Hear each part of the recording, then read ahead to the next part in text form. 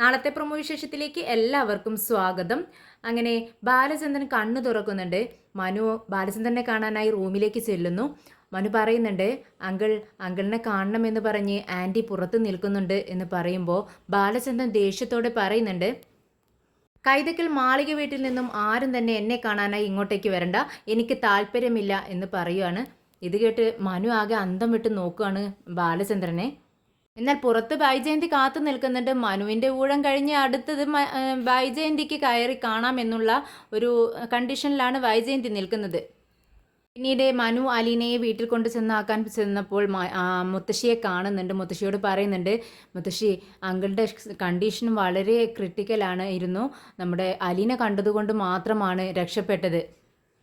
എന്നിട്ടും ആൻറ്റി വളരെ ദേഷ്യത്തോടെയാണ്, അവൾ മര്യാദയില്ലാത്ത പെരുമാറ്റമായിരുന്നു ഹോസ്പിറ്റലിൽ വെച്ച് അവളോട് ചെയ്തത്, ഇത്രയ്ക്കൊന്നും പാടില്ലെന്ന് പറയുന്നുണ്ട്.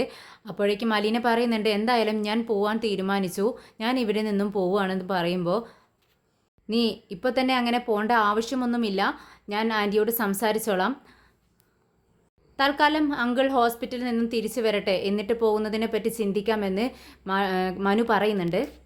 എന്നാൽ അലീനയ്ക്ക് വളരെ ടെൻഷനാണ്. ടെൻഷനോട് കൂടി എനിക്ക് പേടിയാണ് മാഡത്തെ എന്ന് പറയുമ്പോൾ മനു പറയുന്നുണ്ട്, നീ എന്തിനാ പേടിക്കുന്നത്, നിനക്ക് ഞാനില്ലേ എന്ന് ചോദിക്കുന്നുണ്ട് മനു.